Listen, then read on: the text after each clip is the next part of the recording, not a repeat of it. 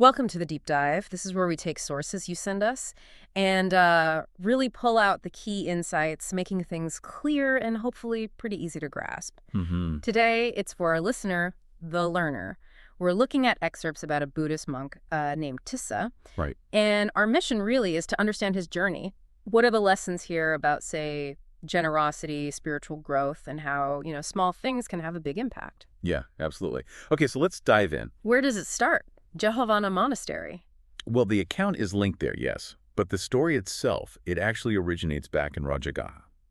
And we first meet Sāriputta Thera. Thera, meaning a senior monk, of course. One of the Buddha's main disciples, yeah. Exactly. And his connection with this poor Brahmin man. Someone who apparently knew his father. Ah, okay. And this brings up that theme of generosity right away, doesn't it? Especially giving when you don't have much yourself. Precisely. It's quite poignant. You have Sāriputta repeatedly trying to give alms, food, essentials to this Brahmin. But the Brahmin avoids him. Yeah, he feels, well, ashamed because he's so poor. But then, and this is really key, the Brahmin somehow gets hold of some coarse cloth and a bit of rice porridge. Not much at all. Right, very little. But his faith is strong. He decides he wants to offer this meager bit to Sāriputta. Even though it's almost all he has, that feels like a huge gesture, given his situation. It is. It's packed with meaning. The text suggests Sāriputta kind of senses the Brahmin's intention, and he actually turns back. Oh, interesting, like a mutual understanding. Sort of, yeah. And the Brahmin, he insists, take all of it. And Sāriputta accepts. It's this really pure exchange. And the Brahmin also wants to learn about the Dharma. He expresses that wish, yes, to attain the Dharma. Yeah. And Sāriputta gives him a simple blessing. And that one act, that offering, it has this incredible ripple effect, doesn't it? It really does. Yeah. Because of that devotion, that generous impulse, he's reborn in Savatthi, actually. In the household of Sāriputta's own attendant. Wow. It really makes you think, doesn't it? How intentions behind even small things can shape, well, potentially a whole future life. It ties directly into the idea of karma, cause and effect. His positive intention, despite his poverty, bears positive fruit. And we see signs of this even before he's born in the next life. Ah, right, during the pregnancy. His mother gets these unusual cravings for monk's robes. Robes, yes, and this strong urge to serve food, specifically rice porridge, to a whole group of monks led by Sāriputta. It's like his past life's wish is echoing forward. Exactly. And the relatives, they see this and they interpret it as, well, a sign, a premonition that this child is destined for ordination. So they actually fulfill her craving. They offer the porridge and robes. They do, to a large assembly of monks. It's this powerful sense of continuity, like the path is already being laid out. It really feels like his destiny is unfolding. And then the naming ceremony is also quite significant. Very much so. He's named Tissa. And interestingly, that was Sāriputta Thera's own lay name, Upatissa Vanava. Another link, suggesting this deep connection across lifetimes. Right. But the most striking thing, I think, is the blanket incident. Oh, yeah. Tell us about that. At the naming ceremony, this infant, Tissa, apparently clutches onto this valuable blanket. And then what does he do? He offers it right at Sāriputta's feet. As a baby? That's incredible. Like an instinctual act of giving, recognizing him from before. It certainly seems that way, a powerful symbol of that past connection. And the relatives even ask Sāriputta to keep the blanket, for the boy's future monastic training. Yeah, it just feels like everything is pointing in one direction. It really highlights the idea of past merit, doesn't it? And these inherent tendencies. He's already leaning towards the spiritual path. Which we see clearly when he asks to be ordained. How old is he? Just 7 years old. 7. And he asks himself. Yes. And his mother agrees quite readily. She remembers her feeling during pregnancy that she shouldn't hinder his spiritual path. Still, Sāriputta has some reservations initially. He does, understandably. He wonders, this boy comes from a pretty comfortable background. Can he really handle the discipline, the austerity of monastic life? That makes sense. It's a big change. But the boy is quite confident. He insists, I can do it. I can follow the rules. It shows real inner strength, I think. So Sāriputta agrees. What does he teach him first? He gives him a basic meditation subject. The 5 parts of the skin. It sounds simple, maybe focusing on the impermanent nature of the body. That's foundational. Absolutely foundational. The text even says it's a practice for all Buddhas. It emphasizes starting with the basics. And it also mentions the importance of good teachers, right? How undisciplined ones can actually block a student's progress. Exactly. which underscores Sāriputta's skill. So the boy is ordained as a novice. And his parents are supportive? Very. They support the whole monastic community for a week after his ordination. More generosity. Though there's that little detail about the monks getting a bit tired of the same porridge every day. Slight chuckle. Yes. Okay. A little touch of human realism in there. Even monks have preferences. So now he's ordained, Tissa the novice. And this is where we see the payoff from that first act of generosity, right? The Brahmin's offering. Absolutely. It's quite dramatic, actually. When Tissa goes on his very first alms round in Savatthi, the response is overwhelming. What happens? Thousands of offerings pour in. Robes, food, requisites, just showered upon him. Wow. And the text explicitly links this back. Directly. It says this abundance is the result of the porridge offered in his past life as the poor Brahmin.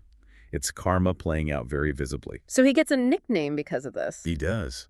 The monks start calling him Pindapattadayaka Tissa, which means Tissa, the giver of alms food. But the effects of past giving don't stop there, do they? There's the blanket story, too. Right. Later, during a cold season, Tissa notices some monks are suffering without enough blankets. So he takes the initiative. He tries to gather some for them. No. Another incredible response. 1,000 blankets are offered. Amazing. And this is linked back to The coarse cloth. The simple cloth the Brahmin offered along with the porridge. So he gets another name. Yep. Kambaladhyaka Tissa. Tissa, the giver of blankets. It really drives home that principle. Even a small offering, if given with genuine faith, especially towards the Buddha's teachings or the Sangha. Can yield huge results. Exactly. The Buddha himself said the Sangha, the monastic community, is like a fertile field for planting merit.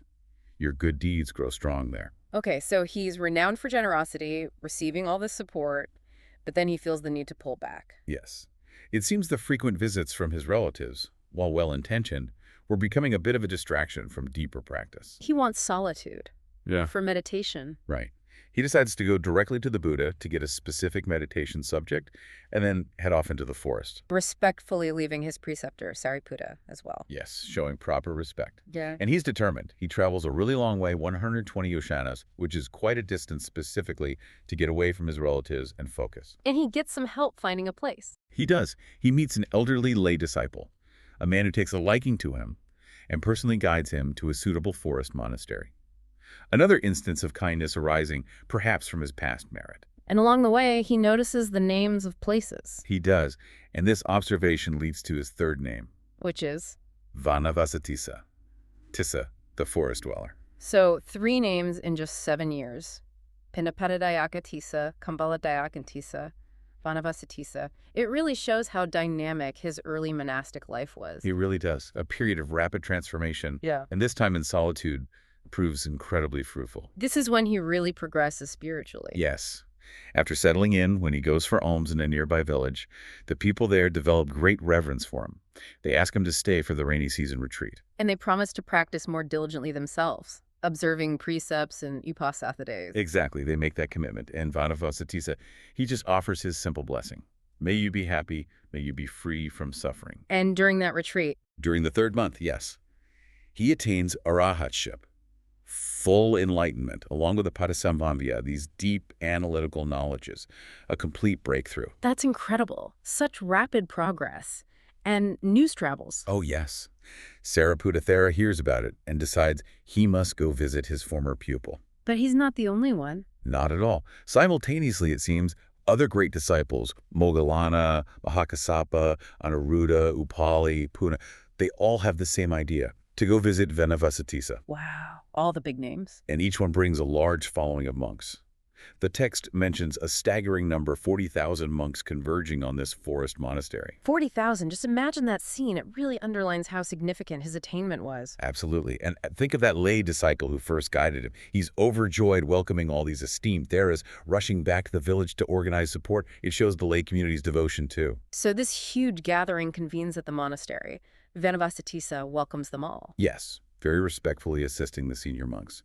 But as he's getting things arranged, night falls. It gets dark. And Sāriputta suggests the lay people should probably head home. Right, because of the darkness. But they don't want to leave. They're eager to hear a Dharma talk. That desire for teaching again. Strong theme. Very. So Sāriputta asks Vanavāsi Tissa, could you light a lamp? Announce the time for the Dharma talk. But the lay people hesitate. Yeah, it's an interesting moment. They actually ask for someone else to give the talk. Why? Because up till then, they'd only heard Vanavāsi Tissa give that simple blessing, may you be happy. They hadn't heard him give a full, elaborate discourse yet. Ah, I see. So even though he's now an Arhat, an enlightened being, he hadn't started teaching extensively right away. Apparently not. Maybe it takes time to formulate, or perhaps the moment wasn't right until then. So Sāriputta, his original teacher, gently prompts him. He asks Vanavāsi Tissa to explain the meaning behind that simple blessing. And that unlocks it. It seems so. Yeah. Vanavāsi Tissa then delivers this profound Dharma talk, speaking with the full authority and insight of his enlightenment. What does he cover? He explains the deep structure of existence, the skandhas, dhatus, ayatanas, how we experience reality. He talks about the path itself, the factors leading to enlightenment, the bodhipakkhiyādhamma, and he explains what Arhatship truly means, complete liberation from suffering. A comprehensive teaching. Very much so. And Sāriputta is deeply appreciative. He even asks Vanavāsi Tissa to recite it again, but with a melodious voice, which shows their continuing connection and respect. And Vanavāsi Tissa does. He does. But then, things take another turn.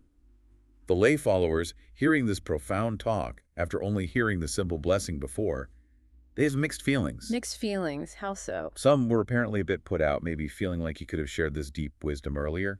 Others were just purely delighted. Human reactions again, and the Buddha becomes aware of this. Yes. Through his own enlightened awareness, he perceives their thoughts, their differing reactions. And out of compassion, he decides to visit himself. The Buddha himself is coming. The villagers must have been ecstatic. Absolutely. They rush to prepare to host the Buddha and this enormous Sangha. There's a nice little moment where the other monks ask Vanavāsi Tissa if he's coming for the meal offering. And he says he'll come in his own time, maintaining his own pace, even amidst all this activity. And then the Buddha arrives. Miraculously. He gets there before the main group of monks. The text describes the villagers' joyful commotion. They offer food to the Buddha and all the monks. And when Vanavāsi Tissa eventually arrives with his bowl? The Buddha takes the bowl and makes a point of showing it to Sāriputta. A quiet gesture, maybe acknowledging the whole journey, their connection. Feels significant. Then the Buddha addresses the lay disciples. And his words are really key here. What does he say? He essentially thanks them for their support of Vanavāsi Tissa. He points out that because they supported him, they created the conditions to meet all these great disciples. And ultimately, even the Buddha himself. Connecting it all back again. Their initial support enabled this incredible culmination. Precisely.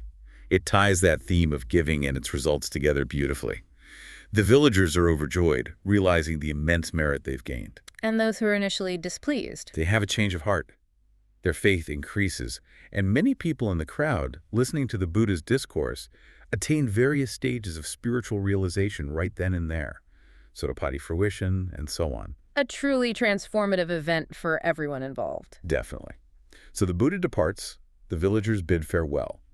But the story isn't quite over. Oh, what happens next? The Buddha travels on with Vanavāsi Tissa, and he asks him about the places they pass, the same places the lay disciple had pointed out to Vanavāsi Tissa earlier on his journey to the forest. And Vanavāsi Tissa remembers them. Perfectly. He identifies each location accurately. Okay.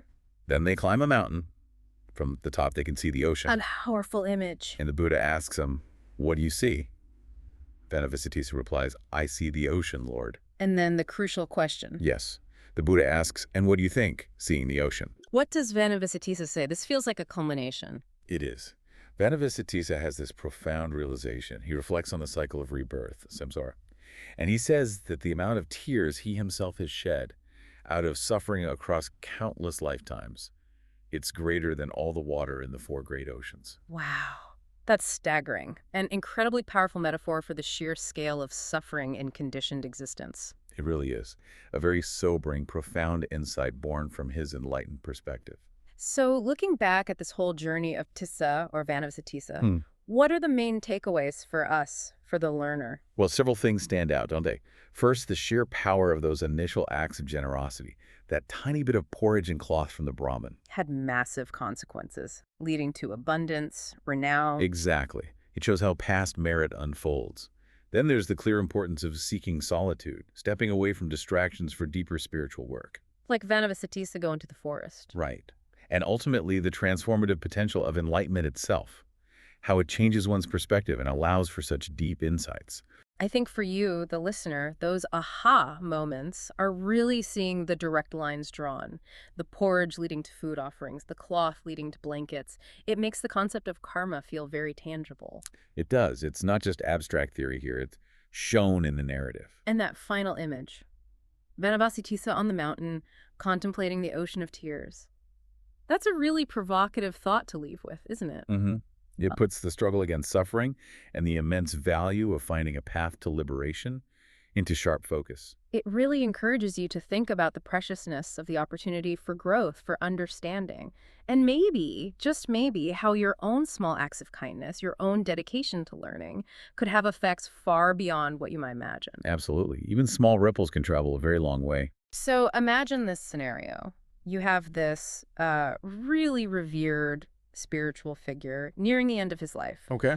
But instead of, peace and quiet, there's this potential standoff. Two groups of followers, one on each side of a river. Right. And they both think he should pass away on their side, potentially fighting over his remains. Sounds dramatic, doesn't it? It really does. Almost like something out of a movie. But this is ancient history. We're looking at excerpts from a text called Vanavāsitissatthera Vatthu. It's part of the Dhammapadtakatha, basically.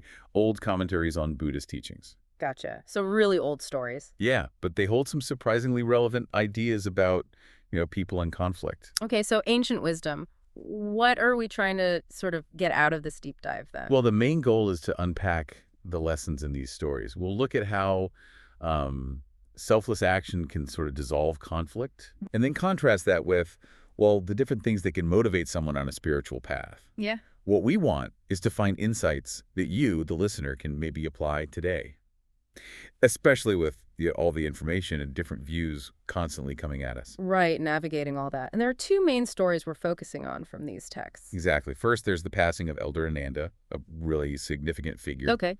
And then we switch gears a bit to look at a young monk named Tissa and the choices he makes. Let's start with Ānanda. The text says he was like the Buddha's disciple. So pretty high up there. Oh, absolutely. Ānanda was famous for his memory, served the Buddha directly for years.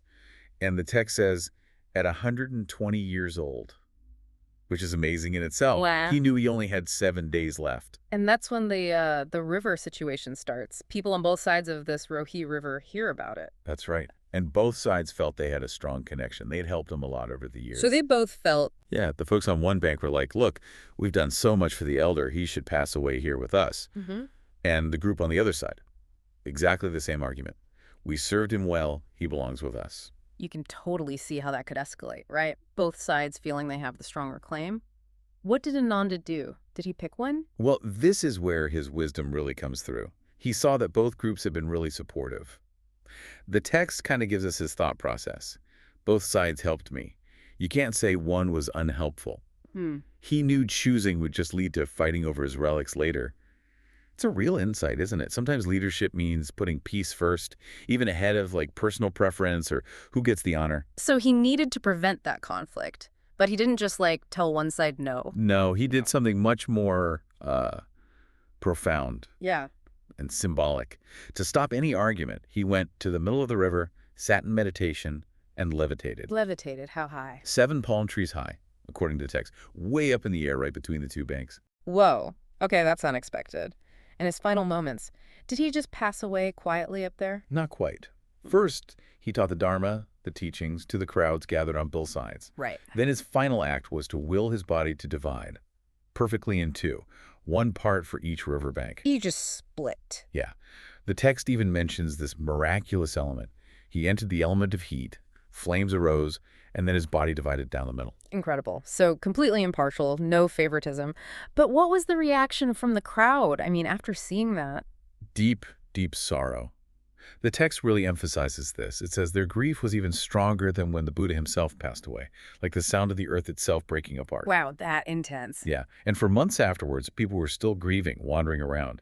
They felt that as long as Ānanda, the one who carried the Buddha's own bowl and robe, was alive, it was like the Buddha was still somehow present. That really speaks volumes about his presence and the connection people felt. So the big takeaway from Ānanda's story is, It's really about that profound selflessness, putting peace and unity above absolutely everything, even how his own death was handled. He went to extraordinary lengths to prevent conflict and acknowledge everyone's kindness. It's a powerful lesson about prioritizing the greater good. A very powerful message indeed. Okay, let's pivot to the second story then, about the novice Tissa. This sounds like it explores a different side of things. It does, yeah. This one focuses more on, like, the why behind spiritual practice, the motivation. So the Buddha finds this young monk, Tissa, in a really dense forest. Okay. And he asks him, basically, aren't you scared, with leopards and other wild animals around? And Tissa's response was kind of surprising, wasn't it? Yeah, totally. He wasn't scared at all. He said the sounds gave him a joy of the forest. Joy in the forest. And then he apparently recited 60 verses, just describing how beautiful the wilderness was. 60 verses. Okay, so he really, really loved being out there. But the Buddha asked him something else too, right? About his teacher. Yes. He asked Tissa if he planned to stay in the forest or go back with his teacher. Tissa initially said, he'd follow his teacher's decision, showing that respect and dependence. But that wasn't the whole story. Well, the text hints that actually his heart was set on returning to the forest. That was his true inclination. And his teacher, the elder, picked up on this. Yeah, the elder understood what Tissa really wanted and gave him permission to go back. Okay. But this decision caused a bit of a stir among the other monks. They were surprised. They were, yeah. Yeah. Very surprised, because Tissa came from a background of, considerable wealth and support. Oh. The text explains his family was incredibly generous to the monastic community even before he ordained. And after he became a monk, donations just flowed to him, thousands of robes, tons of food, even 1,000 woolen cloth in a single day. Wow. Okay. So he had access to a lot of material comfort. Exactly. So the other monks were marveling, like, wow, he's given up all this gain, all this comfort to go live rough in the forest on mixed alms food. That's incredibly difficult. Yeah, I can see why they'd think that. It seems like a huge sacrifice from that perspective. Right. So the Buddha comes along, asks what they're discussing. They tell him, and this leads the Buddha to give a really important teaching. And this is where the two paths come in. Exactly. The Buddha makes this clear distinction. There's one path, he says, that relies on gain. The Pali word is labhupanisa. Labhupanisa. And then there's the other path, the one that leads to nirvana, to liberation. The core idea here is that our reasons for doing something, especially spiritual practice, drastically affect where we end up. Actions done just for gain can lead you astray. And he wasn't too keen on that path of gain, was he? No, not at all. He actually gave a stark warning. He said if a monk lives in the forest, does all the ascetic practices, but the intention underneath is just to get stuff, offerings, reputation, then the four woeful states, these realms of suffering called apayas, are wide open for them. That's a pretty serious warning. What does this path of gain look like in practice, according to the text? Well, it can be subtle. It might involve minor dishonesties, or even doing things with your body, bodily contortions, kayavanka, just to seem extra pious or attract attention and get more offerings. Like putting on a show. Kind of, yeah. The example given is tilting your hand when receiving food in the alms bowl, trying to signal you want more. That's called unrighteous gain, adhamaka labhupanisa. It's like maybe through volunteering, but only to look good on a CV, not out of genuine care. Okay, I see. It's about the underlying motive behind the action. But is all gain bad then? Is receiving support always wrong? No, the Buddha clarifies that. There's also righteous gain, dhammika labho. This comes naturally from having genuine qualities, from learning, from living authentically according to the path, maybe having followers because you genuinely help them. It's okay to receive support that arises from that. The difference is the intention and the methods. Got it. So the true path, the one to nirvana, involves letting go of those gain-driven behaviors. Absolutely. Yeah. A monk on that path needs to drop the act, basically. Yeah. Stop the bodily displays aimed at getting stuff. The text uses this strong imagery. Be like the blind among the blind, the mute among the mute, the deaf among the deaf. Meaning detached from the sensory world and social games that are just about getting ahead or getting more. Be honest. No deceit. So it comes down to really understanding the difference between these two motivations, these two paths. Exactly. Knowing the difference. A wise follower doesn't get attached to or delight in that unrighteous gain. But interestingly, they don't necessarily reject righteous gain either if it comes naturally. The main thing is to cultivate solitude viveka. Solitude. And that's not just about being physically alone, is it? Right. The commentary explains three types. There's bodily solitude, kaya viveka, physically being apart, avoiding crowds. Okay. Then mental solitude, citta viveka, which relates to deep states of concentration. The eighth samapatiyo, where the mind is free from distraction. And the third. That's solitude from defilements, upataveka, and that is nirvana. Ultimate freedom from all the things that bind us and cause suffering. So solitude is physical, mental, and ultimately spiritual liberation. And these three types work together. Precisely. They support each other. Physical solitude helps create the space for mental solitude, for concentration. And mental solitude is the ground for developing that ultimate solitude from defilements, from suffering. There's a quote included that sums it up nicely. Bodily solitude for those happy in renunciation, mental solitude for those with clear, purified minds, and solitude from defilements for those free from attachments who've reached the goal. Cultivating all three is key. And this teaching, this distinction between the paths, it really landed with the monks listening. It seems so. The text says at the end of the discourse, many attain significant spiritual progress, like stream entry, the first stage of enlightenment.